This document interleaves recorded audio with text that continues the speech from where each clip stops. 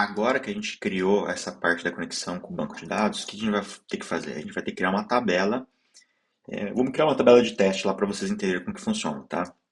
Então, normalmente, o que uma tabela vai ter? Eu vou ter um ID, e eu, em vez de trabalhar com ID tipo um, 2, 3, eu gosto de trabalhar com o ID, tá? Que ela é uma sintaxe mais difícil de. Ela é maior, vai ficando maior conforme o banco vai aumentando, vai gerando uma capacidade de processamento maior, só que uma proteção melhor para mim, tá? Porque se alguém tentar mandar uma query, conseguir mandar uma query no meu banco, para descobrir o usuário, normalmente tem lá localhost, localhost, dois pontos, 3000, aí eu mando lá user igual 1. Então, se ele conseguir acessar essa requisição, ele vai mandar lá um http dois, dois pontos barra barra, isso daqui retorna o usuário 1, tá? Então, na verdade, o que eu vejo assim a gente pode consertar essa segurança, porque é o seguinte, quando a gente utiliza o UID, ó, normalmente eu utilizo o UID V4, tá? Ele vai ser uma string maior que, ó, por exemplo, isso daqui seria o nosso ID do usuário, entendeu? Então fica um negócio mais difícil de, se alguém achar alguma vulnerabilidade, achar algum dado de usuário aqui na nossa plataforma, tá? Então, beleza. Vamos colocar aqui o name, vai ser um varchar, tá? E-mail, varchar, phone, varchar, ID, name, e-mail, alguns dados simples, né? O dia que ele foi criado, created at, vai ser do tipo data, updated at, ser do tipo data. Aqui, para ficar mais fácil, eu gosto de jogar tudo já no chat GPT, ele já me manda tudo o código pronto, né? Então, o que eu vou precisar fazer aqui? Crie uma tabela no banco de dados Postgres. Na verdade, vamos fazer o seguinte. Estou trabalhando com TypeScript mais TypeORM. Agora sim. Crie uma tabela no banco de dados Postgres com as seguintes colunas. Na verdade, não é uma tabela. Eu vou precisar criar uma migration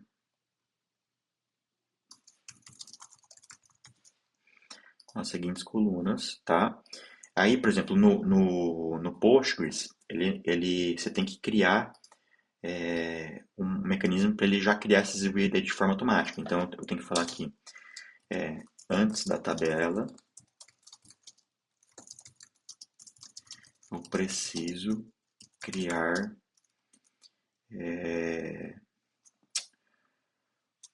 o método de criação de UID. Isso daqui vai ficar como responsabilidade do banco criar esses UID, não nossas, tá? Então vamos ver o que ele vai mandar aqui pra gente.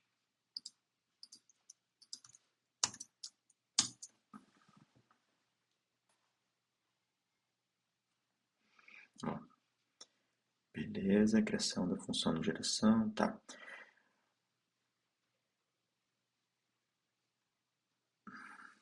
Create replace function generate. Ó, ele está criando aqui a função para gerar o ID. Show de bola. Aí está criando aqui, ele vai criar minha tabela. Se não, se eu quiser fazer uma reversão dessa migration, ele já vai chamar o método da reversão aqui, que vai primeiro fazer o drop table da tabela, users, está aqui, e depois vai fazer o drop dessa criação dessa função. É isso mesmo, ele criou perfeitamente, tá? Aqui, deixa eu voltar aqui no TypeRM, aqui na parte de Migrations, já até abri aqui, ó, ele tem aqui a parte de Migrations no menu à esquerda aqui, ó, Migrations, nos tópicos avançados, tá? Então, a gente precisa rodar um comando para ele criar esse arquivo. Migration create. ele pede para a gente executar esse comando aqui, tá? Só que a gente está usando ECMAScript. Então, eu já desenvolvi aqui, nessa outra janela aqui, alguns comandos aqui para a gente criar a migration, executar a migration e fazer um revert dessa migration. Então, por exemplo, ó, eu quero criar uma migration, vou usar esse comando aqui, tá? E eu vou vir aqui no meu projeto, vou copiar ele aqui, e aqui, ó, lembra que eu criei aqui a pasta migrations, é onde a gente vai jogar todas as migrations lá nessa pasta. Então, eu posso colocar aqui, create table, user table.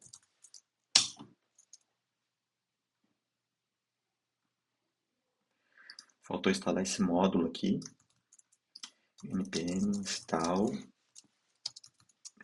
peraí, vou instalar em modo de desenvolvimento. Save, dev, qual que é o módulo?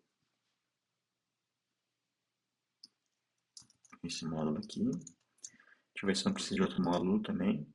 Então, teste X já tenho. Teste config paths. Só. Beleza, vamos executar de novo o comando. Gerou a migration, só que ele gerou na pasta errada. Deixa eu apagar essa pasta que ele gerou. Porque, ou melhor, vamos renomear essa pasta de migration para migrations. Fica mais óbvio, né? Refactor, rename, migrations. Beleza.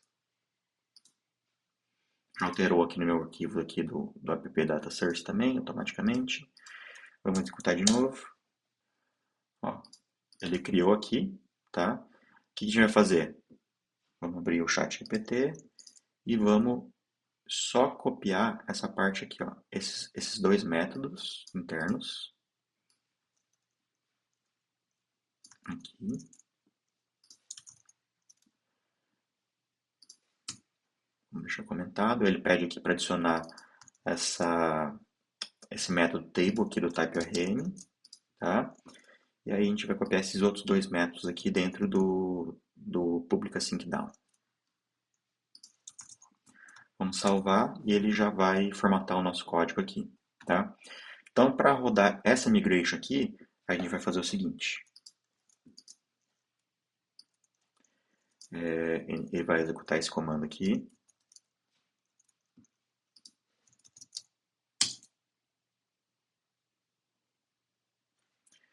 Given data source file must contain export of data source instance. Eu acho que eu tenho que fazer aqui um export const. Agora vai funcionar, vamos ver. Isso mesmo. Só que deu um erro aqui. Vamos ver o que é o erro que deu. Function does not exist. Tá, vamos voltar aqui. Era para eu ter criado. Language PLGSQL. Acho que tem alguma coisa errada. Deixa eu ver aqui. Eu acho que esse método está errado. Eu fiz uns questionamentos aqui no chat GPT, né? E aqui o método certo, na verdade, é esse daqui, ó. Vamos voltar aqui no nosso método. Vamos apagar isso daqui. Agora sim, agora vai funcionar. Ou é para funcionar, vamos ver. Beleza, nossa tabela, ele já criou o nosso banco de dados. Como que a gente vai ver? Vamos acessar aqui o banco. Não tem aqui o Máquina Black, a gente criou, banco de dados. Vamos abrir o nosso Máquina Black, esquemas, public, tables, e aqui está aqui, ó. Ele vai criar duas tabelas, uma tabela chamada users, que é a que a gente criou. Então tá lá o ID, vai ser UID, name, e-mail, phone, create at, update at, tá? Aqui a gente pode ver aqui que não tem nenhum dado na tabela. E aqui ele vai criar uma outra tabela chamada migrations, onde a gente vai conseguir fazer essa parte de controle do que eu subi, do que eu não subi, de tabela, tá? Então, por exemplo, ó, essa tabela aqui que a gente criou, algumas coisinhas aqui eu vou arrumar elas, tá? Então, por exemplo, no caso que eu subi a tabela, eu vi que tem alguma coisa errada, o que eu vou fazer? Vou fazer o revert, tá? Então, vamos vir aqui no Sublime, vamos fazer esse comando de reverter o que eu executei. Deixa eu ver aqui se está tudo certo. Beleza. Ó, ele reverteu com sucesso a tabela que eu criei. Vamos lá ver se reverteu mesmo. Vou fechar aqui, eu vou pedir para atualizar. Ó, beleza, se eu vim aqui na Migrations, ó, não tem nenhuma migration feita e a tabela user sumiu, tá? E o que eu vou fazer aqui então? Aqui eu vou colocar um null true, não vai ser falso, vai ser true, porque às vezes eu posso ter o name, não ter o name, mas ter o e-mail, então eu vou ter que colocar todos eles aqui, ó, como true, tá? E aí, para fazer a criação desse dado aqui, eu vou fazer a verificação antes de criar. Se não tiver nome, se não tiver e-mail, ou se não tiver telefone, eu não vou criar, tá? Mas eu não vou deixar o banco de dados responsável por essa verificação. A gente vai fazer antes, tá? Eu vou salvar e aí sim eu vou rodar a minha migration novamente. Sobre o que você quer que eu te lembre? Nada, Siri, pode ficar tranquila. Eu não vou querer que você lembre de nada. Eu vou até fechar você. Certo, eu adicionei nada, eu vou te fechar você a lista lembretes. Tchau, tchau. Vamos rodar de novo nossa migration. Não é create. A gente vai rodar. Na verdade, vamos fazer o seguinte, ó. Vamos criar um script para isso, ó. Package.json. Tem aqui nossos scripts. Vamos dar um vírgula. Vamos colocar aqui, ó. Type ORM run. Aí vamos colocar esse script que a gente criou aqui. Vamos ver se vai funcionar. npm run type ORM run. Preciso ficar copiando e colando, né? Beleza, deixa eu voltar lá. Vou lá no banco de dados, vou atualizar. Ó, subiu nossa migration. E aqui, vou dar um atualizar. Subiu a parte de users. Beleza, novamente. Agora, no próximo passo, a gente vai fazer o quê? Vai pegar os dados lá do formulário, vai capturar na API. Na API a gente vai registrar esses dados aqui pra gente, tá? Então, eu vou fazer no próximo vídeo, vou fazer isso mostrando para vocês como que funciona, tá? Vamos devagarzinho, vídeo a vídeo, que vocês vão entender basicamente como que se cria esse servidor de API de forma bem fácil para vocês.